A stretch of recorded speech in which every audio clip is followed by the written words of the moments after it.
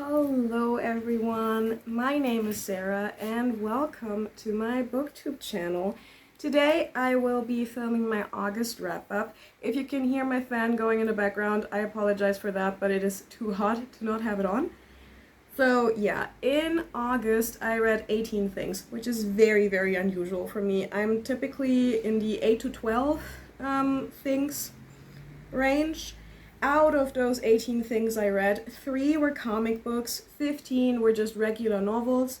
One of those was YA, the other 14 were adult. So the first book I read in the month of August was on my Kindle, and it was Atalanta by Jennifer Saint. I ended up giving this 3 stars overall. The beginning, third of this was really strong for me. That basically retells Atalanta's childhood as she's found by Artemis as a baby and raised alongside the nymphs. In that first section we had all these interesting discussions around Artemis as a character and Artemis victim blaming and victim shaming the nymphs whenever they are subjected to male violence, specifically sexual violence, and how she actively punishes those victims afterwards instead of, the people that actually harmed them. And how conflicted Atalanta feels about this, considering that Artemis is like a mother, bigger sister figure for her.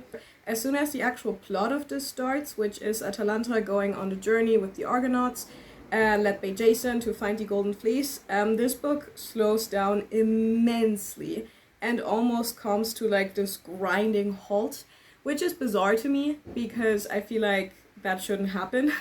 There's interesting stuff that happens on the voyage, there are interesting plot points, but something about it was so boring and so uninteresting to me.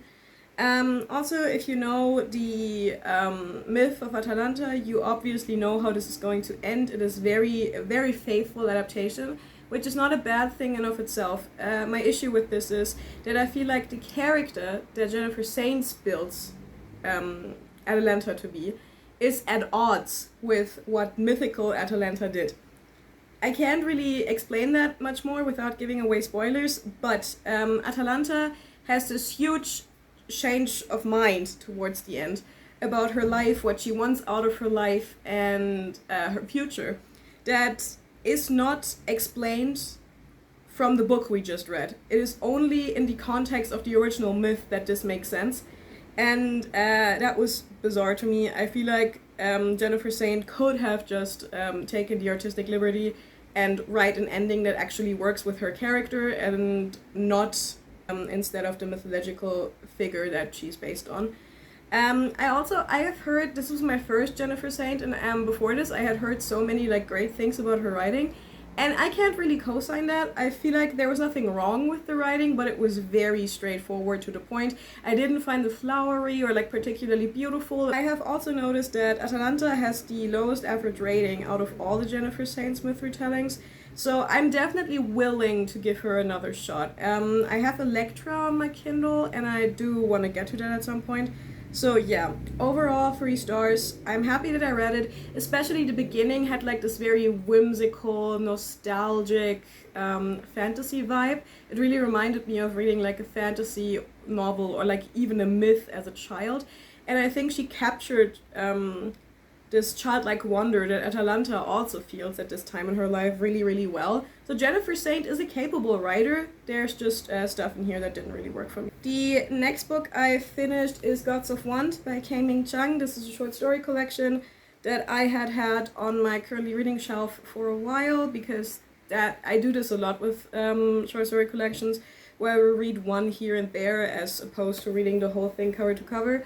Also, this book is very strange, and I think it requires a lot of focus to even begin to understand what's going on here.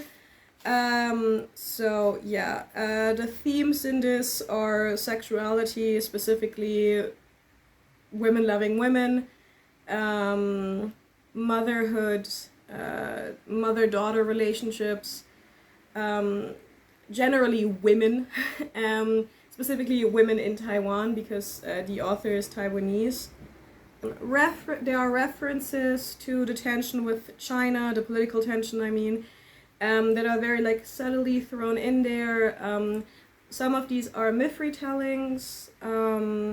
Animals are like another big theme in here, and the animalistic sides of humans and what brings those out and what brings out those sides in us.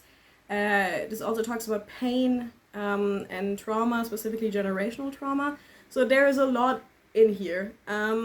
One thing that I will say, all of these stories were previously published and were then compiled into this book. I think that sometimes the themes and vibes and like even the imagery of these stories was too similar to one another, and sometimes they would kind of blend together in my head, and I don't think that that was the fault of the individual stories in this. So keep that in mind when you're reading this. I would definitely recommend reading this like slowly. So my favorite stories in here were The Chorus of Dead Cousins, the second short story.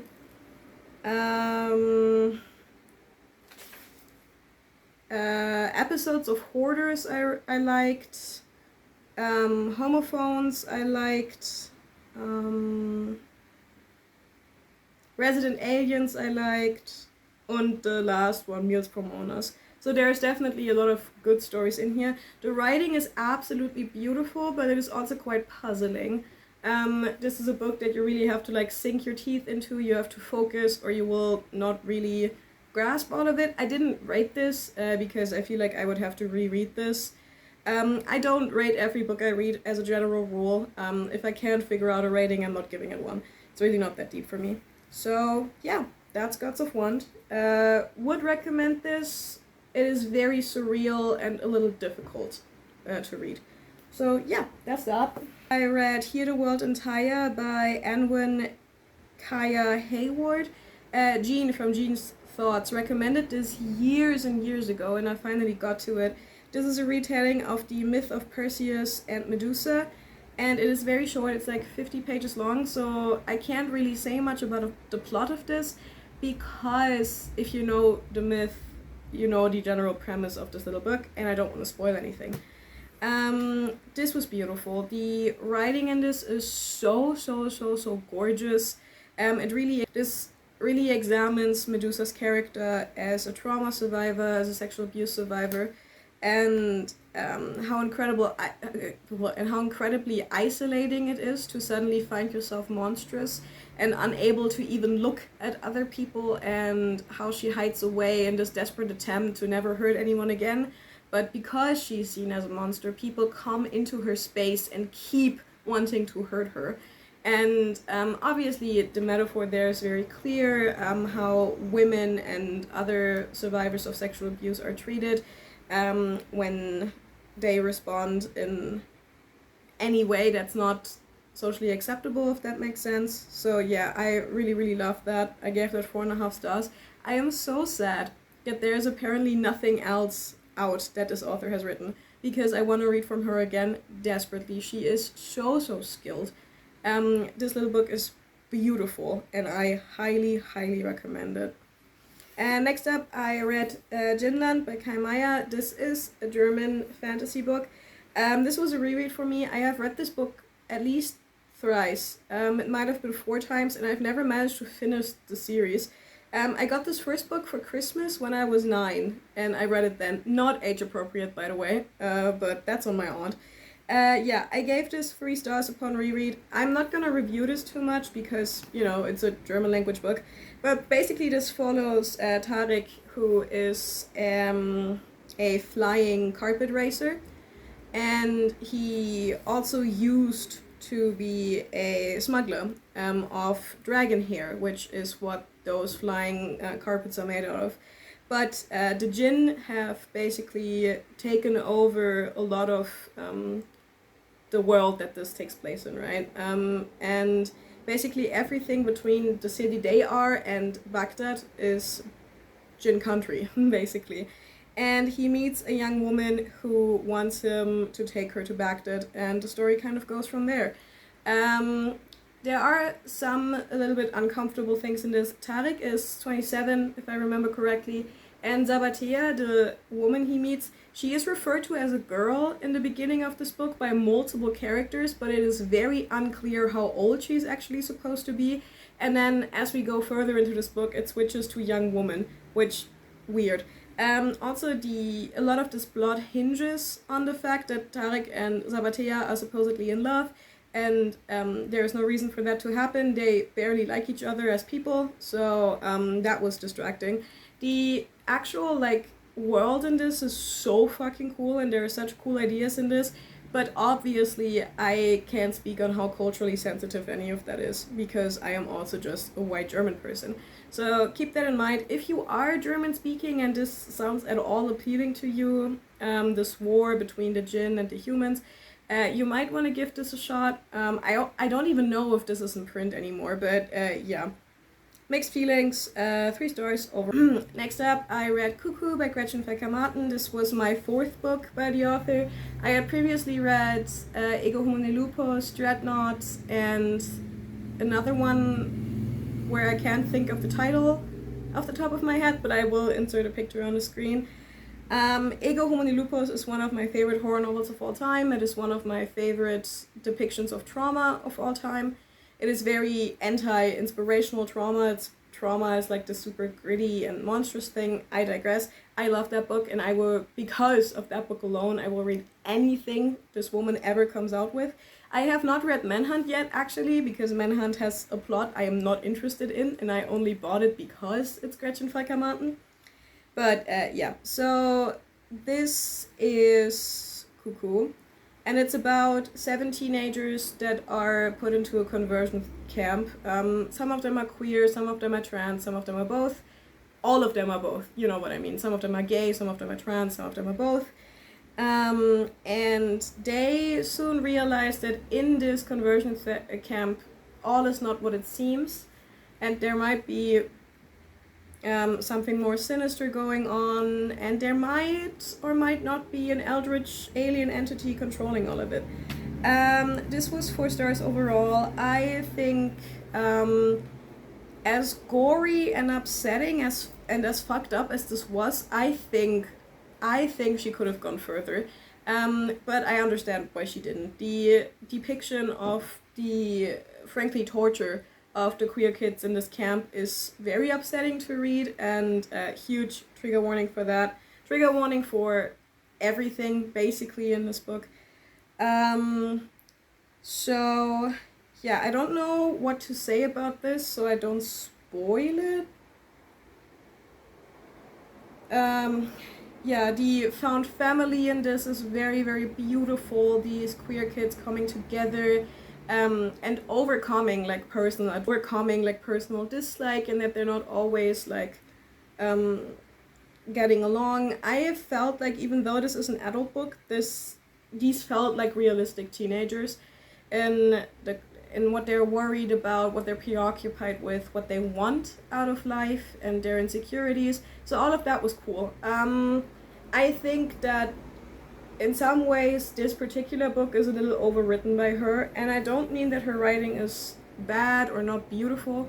I mean that she has these specific images and metaphors that she really, really likes, and she keeps repeating them a lot, and I found that repetition a little grating and annoying to read. So, yeah. I would recommend this, but be prepared for the content in this. The next thing I read was Deadly Neighborhood Spider-Man. This is written by Taboo, the guy from the Black Eyed Peas. I didn't know that he also read comic books. The plot of this comic is so incoherent that I'm really struggling trying to give you a summary. Basically, Peter Parker goes to Los Angeles, and he starts having these nightmares, and he finds an artifact that kind of lets him enter this dream world. I believe this is somehow related to indigenous folklore, because one of the side characters is indigenous, and she has these mini chapters that show her uncle telling her telling her a story that is indigenous folklore that kind of mirrors what's happening in the comic book. The art in this is absolutely beautiful, and I was considering for like a second getting a physical copy of this comic book just because the art is so pretty, but the plot is incoherent, confusing, and yeah, 2 stars. I don't know what else I would rate that, really. Next up, I read the Batman, the Three Jokers run.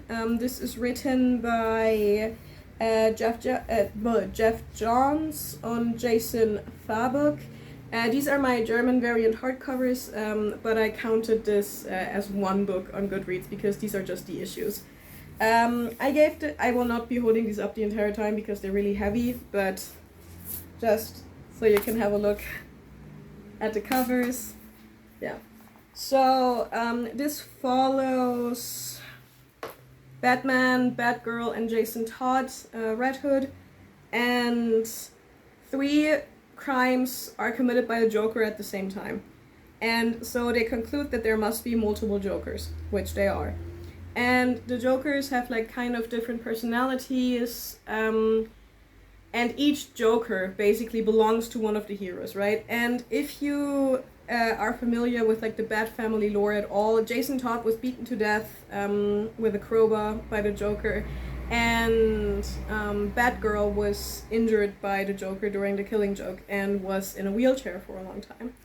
So this series very much puts itself in the tradition of the death of the family and the Killing Joke, and is in a lot of ways a sequel to those 2 stories, which I find bold, considering just how famous and how beloved those stories are. And I just don't think that this run lives up to that legacy. I gave this 3 stars overall. I think I would have enjoyed this significantly more if it had been longer. I remember being like 10 pages away from the end in the last issue and being very confused how the plot was going to resolve in those 10 pages. And the way that it did was so anticlimactic and annoying, and I didn't like that. Also, this tries to talk about trauma. Basically, this book, this run, has Jason Todd and Barbara as these 2 very different trauma survivors that choose to deal with their trauma in very different ways. Jason is very aggressive and closed off, and Barbara is like very hopeful and full of love and wants to move on with her life, essentially. I like this conceptually. I think discussing trauma in a comic book is cool.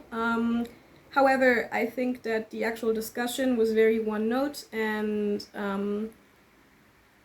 just not as nearly as interesting as it could and should have been. And the same thing was with the Joker being split into 3, basically. There was some discussion around who the Joker is, who the real Joker is specifically, and how the Joker only exists in relation to this corresponding hero, right? And all of that was cool, but none of it was taken far enough because this is like 130 pages long. And like realistically, what were they gonna do with that? This was too short, and I am disappointed by that. The next book I listened to was None of This Is True by Lisa Jewell. This follows 2 women, I already forgot their names, Josie and Alex. Yeah, Josie and Alex. And they meet in a pub on their 45th birthday and like discover that they were birthday twins, that they were born on the same day in the same hospital. And Alex is a successful podcaster, and her most recent project, which was all around women which was all about women doing great things and overcoming great adversity, has come to an end, and she kind of doesn't know what to do. She's in a creative rut. One thing that really confused me about the entire setup of this book, Alex is a very well-known journalist and podcaster, and she has like won multiple awards, but somehow her family is still entirely dependent on her husband's income. And like I don't know much about like freelance journalism work, but that was bizarre to me anyway. And basically Josie approaches her with this idea of making a podcast about Josie, who hasn't changed her life yet, but is just about to. Josie lives a very different life than Alex. She is married to a significantly older man and has 2 adult children, whereas Alex has 2 small children. And as the plot progresses, Josie inserts herself more and more into Alex's life. I ended up giving this 3 stars overall. This is so readable. I kept wanting to know what happens next, and I kept listening to this book and being like so invested in it. However, I ended up giving this 3 stars because I do have multiple gripes with it. 1, the actual like big reveals in this aren't nearly as fucked up as the entire book makes you believe they're going to be. This book builds and builds and builds and builds to a conclusion that really isn't that crazy to me. 2, Josie is a grooming survivor. Her husband met her when she was 13. They were in a sexual relationship by the time Josie was 16, and they got married as soon as Josie turned 18. It is also at one point mentioned that her husband's ex-wife was also underage when they had originally met. And the book makes it very clear that this is bad for like the first half of it. And the less sympathetic of a character Josie becomes, the more there is this weird victim-blamey overtone that was bizarre to me and really uncomfortable to read. And the author did not take enough care to separate Alex's thoughts about Josie and how they're shifting from what the book is saying. Because by the end, this book was saying that manipulative teenage girls just exist and they manipulate grown men into having sex with them. And I hated that like a lot. And the third like big issue I had with it, I didn't believe this ending at all. I didn't believe this ending, and it also required a lot of things to happen off page that we were just never told. Even though we are in Josie's head for a lot of this book, she's keeping secrets from us the entire time that I just do not believe that she could have kept. So yeah, 3 stars overall. I will have to think about this some more because the discussion around grooming really rubbed me the very wrong way. So yes. Next up, I reread To Break a Covenant by Alison Ames. This is the only YA book on this list, and this is in what I like to call my YA horror hall of fame. I have read a few YA horror novels in the last 4 years that were so impressive and have stayed with me so much. And those include To Break a Covenant by Alison Ames, House of Hollow by Crystal Sutherland, Extasia by Claire Legrand. I don't care what anyone has to say about that book. It is really, really good. Burn Our Bodies Down by Rory Power. Those are like the 4 books that I always think of when I think of very high quality YA horror. When I first read To Break a Covenant, this very much reminded me of The Raven Cycle, which by Maggie Stiefvater, which also explained why I loved it so much, because The Raven Cycle is my favorite series of all time. So, To Break a Covenant follows a group of 4 friends named Clem, Nina, and Lizzie and Piper. And Clem, Nina, and Lizzie have lived in a small town named Moonbasin their entire life. And many years ago there was this horrible mining accident, and ever since then fires have been burning underground. So the entire town just relocated slightly to the left, I guess, like a few miles away, and was completely rebuilt. So now Old Mood Basin is just this ghost town that still exists around the mine. And because of that, Moon Basin has a lot of supernatural tourism, and a lot of supernatural investigators come to Moon Basin. The mine has a really weird influence on people. People sleepwalk towards the mine, people have nightmares, etc. And then Piper and her dad are new to town. Her dad is an engineer who was hired by the town to go down into the mine to figure out if it's about to collapse or not. And the more time Carlisle, I think his name is, spends down in the mine, the weirder he gets and the more worried the girls become, until eventually they themselves have to go down into the mine. I really enjoyed this the second time around. My rating stayed the same. I gave this 4 stars again. This book is interspersed with like transcripts of these investigative of these paranormal investigation shows, and upon reread I found this a little bit gimmicky, but it didn't bother me a lot. The ending of this I still really love. This particular edition has a bonus chapter at the end. I don't know why they market this as an exclusive short story, because it's not. It's just another chapter of the same story. But this has a bonus chapter at the end that kind of serves to make the ending a little bit less ambiguous, but not in a way that bothered me. Yeah, so I would recommend this, obviously. This has some really good cave and mine horror, which I personally love, so if you're into that. I will say that the ending of this is going to make or break it for a lot of people. Like I said, the ending is very ambiguous. If you don't like ambiguous endings, you're going to be very annoyed at the way this wraps up. Yeah, but I really liked it, and I see myself rereading this many times to come in the future. The next book I read was Sundial by Catriona Ward. I had been also reading this for a while and just finished it in August. This follows a young mother named Rob who has two daughters named Callie and Annie, and she is in an abusive marriage with a significantly older man who is very emotionally and verbally and also physically abusive to her, but for the most part a good father to her children, specifically to Callie, who Rob herself really struggles to connect with.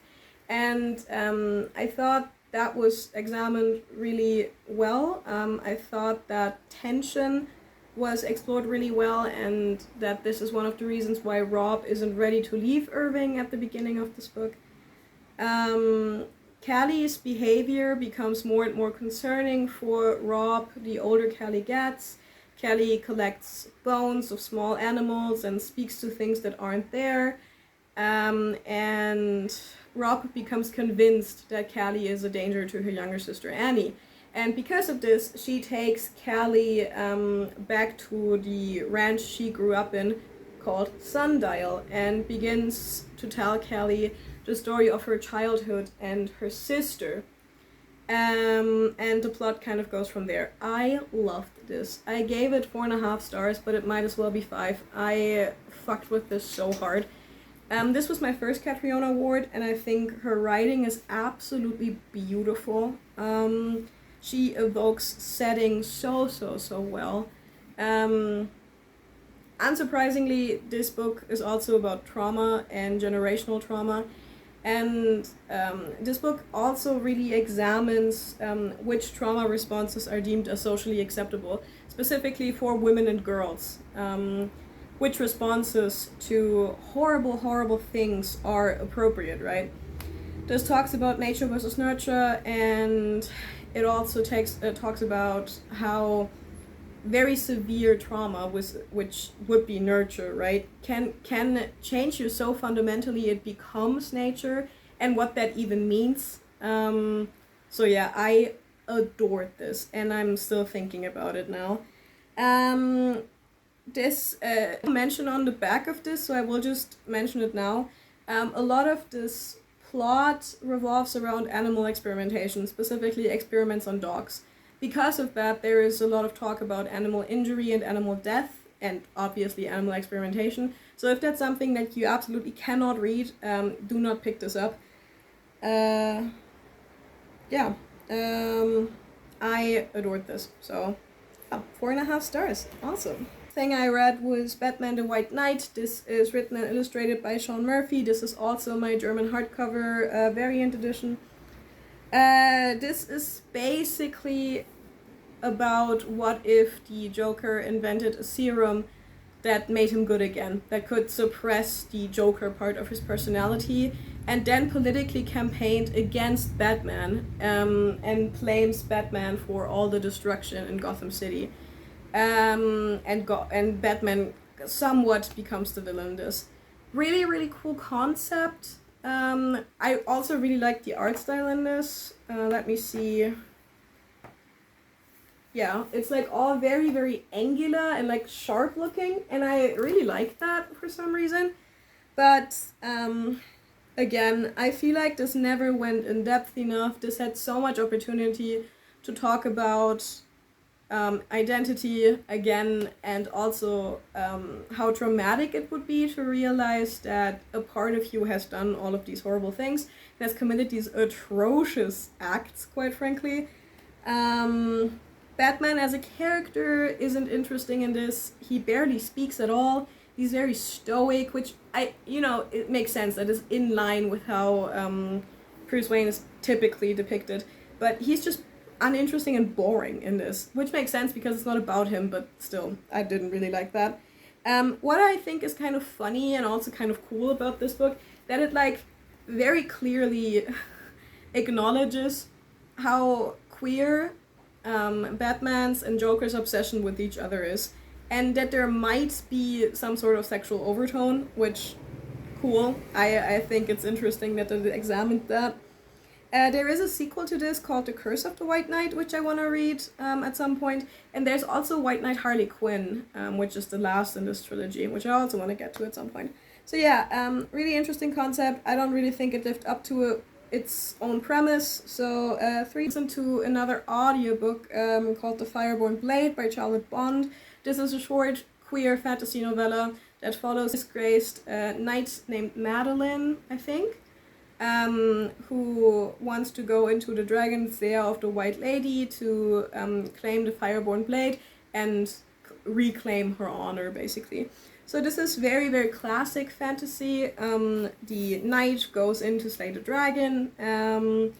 So that's really fun. There's interjected into this book are also these like little chapters about like the nature of dragons that are like an in-universe non-fiction book about dragons, which I thought was really fun.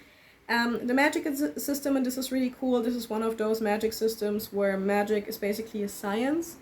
And I really like that. The ending of this was so cool. I'm really glad that the sequel to this is also coming out this year, because the cliffhanger kind of goes crazy. Yeah, because this is so short, I can't really talk about the elements I really liked, because that would be spoilers. I also can't give you comparison titles really, because I also feel like that would spoil parts of this. So yeah, if it sounds at all interesting to you, I would pick it up. I know that it has been marketed as kind of like a humorous fantasy, which was off-putting to me before I read it, and I imagine it's off-putting to a lot of other people. But I didn't find the humorous tone in this annoying, irritating, or out of place. The jokes also aren't bad. They're not great, but they're not grating, right? You can just ignore them, really.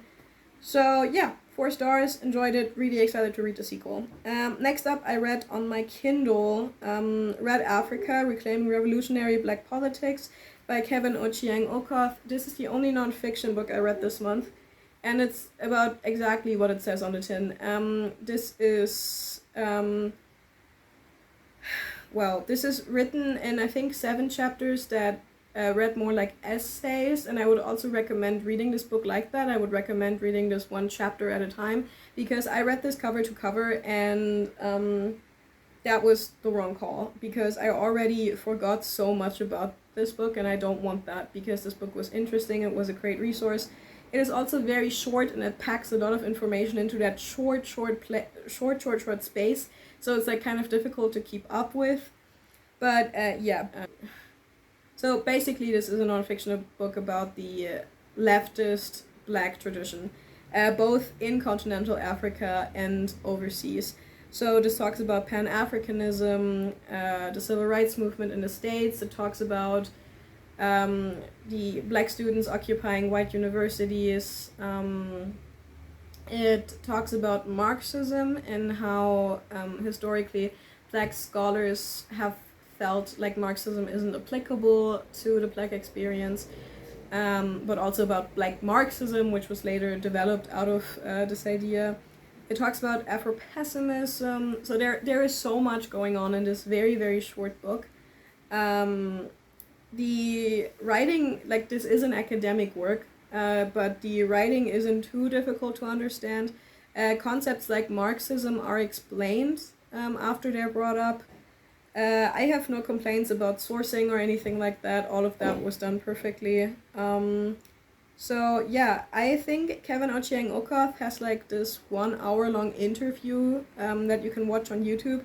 where he talks about the concepts of this book, and I will leave that link in the description because I feel like my explanation of this book didn't do it justice at all. But if this is something that's at all interesting to you, I would recommend watching the YouTube video, and I would also recommend just reading the book. Also, if you are a leftist, I think it's always important to have, perspectives that we typically don't read about, like the black leftist tradition or the African leftist tradition. So, yeah. The next thing I finished was What We Talk About When We Talk About Love by Raymond Carver. I again didn't rate this. This is a short story collection that was originally published in the 70s, I want to say. Let me see. No, in the early 80s, 81.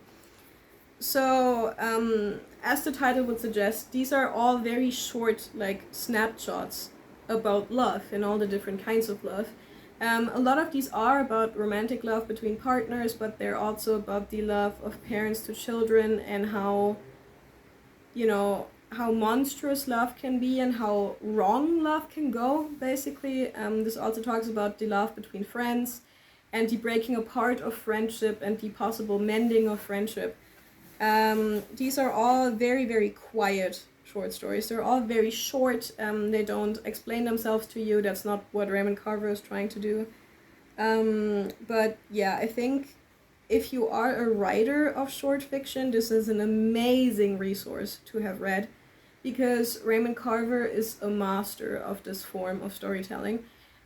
He's really good at the turn, where the ending of the short story recontextualizes the entire piece you just read. He's really, really good at that. And yeah, my favorite short stories in here are Mr. Coffee and Mr. Fix-It, Gazebo, Tell the Women We're Going.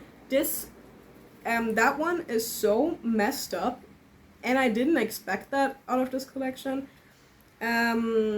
Then Popular Mechanics is another one that I really liked. That's also, like, really disturbing in implication.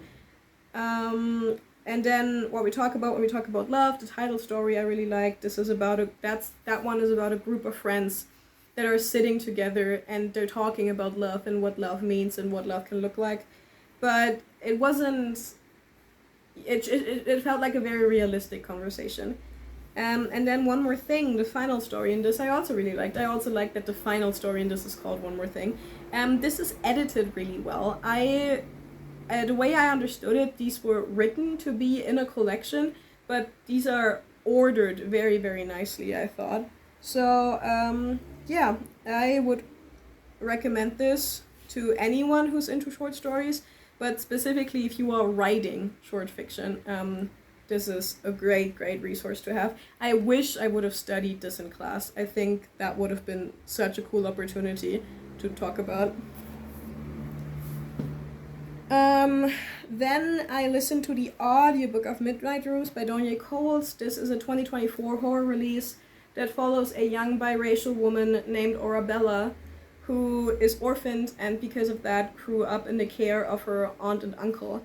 At the beginning of this book, she's 26 and she has had no marriage prospect so far. And because this is set in like Victorian England, basically, her her options are becoming very limited. And one day, a man named Elias shows up at her uncle's door and asks for her hand. Orabella agrees, and they are married the next day. They then go to Elias' family estate, and Orabella soon realizes that things are not what they seem. And it kind of goes from there. This has gotten very mixed reviews, and I can somewhat understand why. The second half of this becomes very strange and very difficult to follow. It becomes very confusing because we are just as confused as the main character is. This narrative does not bother to give the reader information that Orabella does not have, which makes perfect sense from a storytelling standpoint, but it does ask a lot of the reader, you know? Interestingly enough, I actually really like the romance in this between Orabella and Elias, at least sometimes, which is, also part of the point. So, this is like a gothic horror novel that makes fairies, or creatures that might be fairies, the horrifying creatures that they were meant to be, and I think that's so cool. The very, very end of this, I'm talking like the last 20-30 pages, I didn't like. How the actual plot resolves felt very anticlimactic to me. And like it just kind of happened. Everything in this book happens to Arabella. Arabella is not a particularly active character in this, but that's the point. But if a passive main character really, really bothers you, I don't think you would enjoy this very much. There were some things about the writing I didn't particularly like. I have noticed recently that some writers, specifically debut authors, go through such lengths to avoid the words walked and said that they overuse other words instead. In the Midnight Rooms, it's sang and sing. Instead of said, every character sings or sang their lines. So I was listening to the audiobook and I heard she sang, she almost sang, she sang over and over again and became very, very grating, which is unfortunate. So yeah, mixed feelings about this overall. An exhausting reading experience in part, and I read the audiobook. I can only imagine what sitting down and reading the print version of this is like. But this is not a bad book, I don't think. I gave it 3 stars overall. And I'm very excited to see what Donier Coles comes out with next. I would absolutely... The next book I read was Looking Class Sound by Catriona Ward. After Sundial, I just wanted more from this author, and this is the only other like physical copy of hers I have. I have Little Eve and The Last Lesson of Needless Street on my Kindle, and I'm itching to get to those 2. So this is a book and a book and a book. The first little bit of it is an excerpt of the autobiography by the main character named Wilder Horlow, and that little bit takes place in the late 80s, early 90s, and it's about something that happened to Wilder as a teenager, in this New England coastal small town, and it has to do with this person named the Dagger Man. Then the second timeline is Wilder in college age and becoming best friends and possibly something else with his roommate Skye, who then steals the manuscript that we just read and turns it into like this best-selling horror novel. Then we follow Wilder as a middle-aged man who is going through a separation from his wife, and he gets word that Skye has died, and so he returns to this New England town to write one final novel where he corrects everything that Skye has gotten wrong about his life and talks about the fact that Skye stole the manuscript in the first place. Sometimes we get chapters from a character named Pearl, who we don't understand what she's doing here until the very end of this book. I think it's crazy, by the way, that the back of this book tells you about all 3 of those timelines, because one of them doesn't even start until you're like 2/3 of the way through. What are my thoughts on this? I gave this 4 stars overall. I didn't like it as much as Sundial because of the very ending. I'm talking like the last 40 pages or so. I was cool with everything up until that. This is another book that asks a lot of the reader. You have to like really go with the flow. You have to take you on this journey. You can't sit there and be like, okay, but what does that mean? You can't try to figure this book out while you're reading it, or it's not gonna be fun. So you're just gonna have to like go with the flow, go along with it. The writing in this was absolutely beautiful again. The examination of friendship and betrayal in this is really good. What else? This is a coming of age story in a lot of ways, which I didn't expect and I also really liked. I don't know if I would call this a horror novel. I don't know what else I would call it, though, in a sense. It is definitely very gothic and quiet. What I think is fascinating, having read Sundial and Looking Class Sound in the same month, these 2 books are opposites in terms of setting, because Sundial takes place in the desert and Looking Glass Sound takes place by the sea and is a lot about the sea and the water. But Ward somehow manages to evoke both of these settings equally well. She is so good at writing a setting and at writing a vibe. So yeah, I would recommend this. A lot of people haven't liked it though. I feel like I should mention it. So yeah. Second to last book I read was The Spirit Bears Its Teeth by Andrew Joseph White. Oh, then I actually read 2 YA books. I lied to you. This is the second YA book. I also read this on my Kindle. This follows a young trans boy named Silas in what is basically an alternative version of Victorian England, where the society is very much controlled by the Speaker Society. And the Speaker Society is made up of men who are mediums and can reach beyond the veil and communicate and use the dead. The ability to go beyond the veil is marked with violet, so like somewhat purple-hued eyes. So girls that are born with this eye color are of course not allowed to participate in the Speaker Society, but instead are just basically seen as cattle to breed more of the speakers into the world. And this is also the fate that Silas is about to fall victim to. He is, of course, absolutely terrified of this.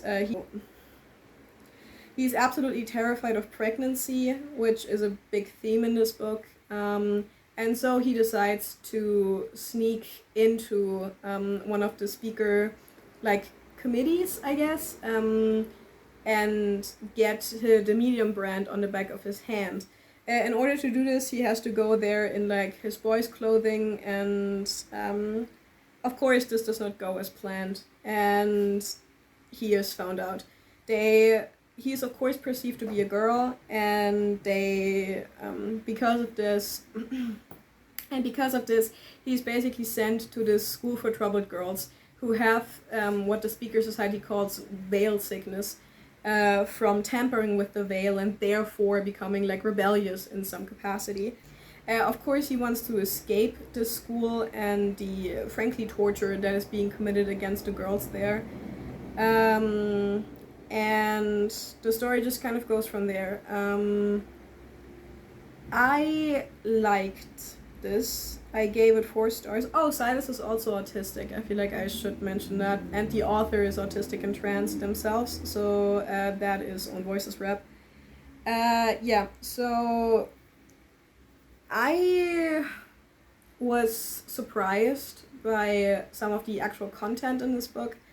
I had heard through the grapevine that Andrew Joseph White is the type of author that puts a lot of messed up stuff into his novels, into his YA novels. And I was kind of yeah, I mean, it's still YA, so how bad can it be?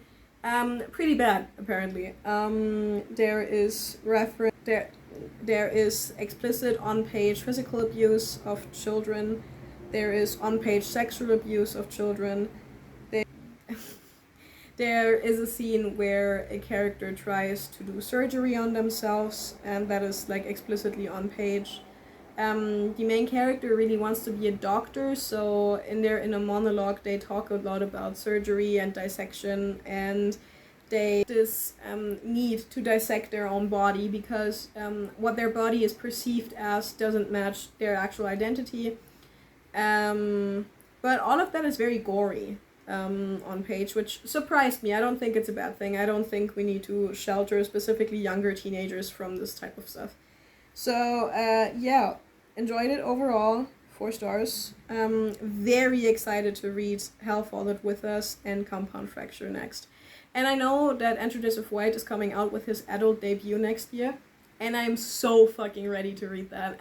If his YA stuff is this gnarly, I can only imagine what he's gonna do for an adult audience. The final book I read was Sisters by Daisy Johnson. I have not rated this yet, because I don't know how. Honestly, I could give this a 3 and it would be fair. I could give it a 5 and it would be fair.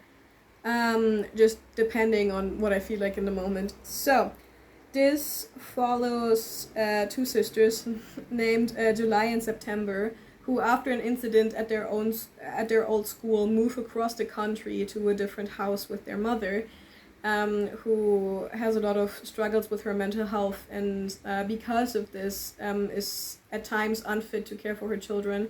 and disappears into her room for like days at a time. So it's just these two teenage girls in this house trying to fend for themselves. And September is at times very cruel to July, and still September and July are like very codependent on each other, even though September is so abusive to July often. This also touches on the fact that their father was abusive to her mother, and in this way is like a really cool comparison title to Sundial, because in Sundial, Rob also has this fear that Callie is the way she is because of the genetics of her father, and this is also brought up in here.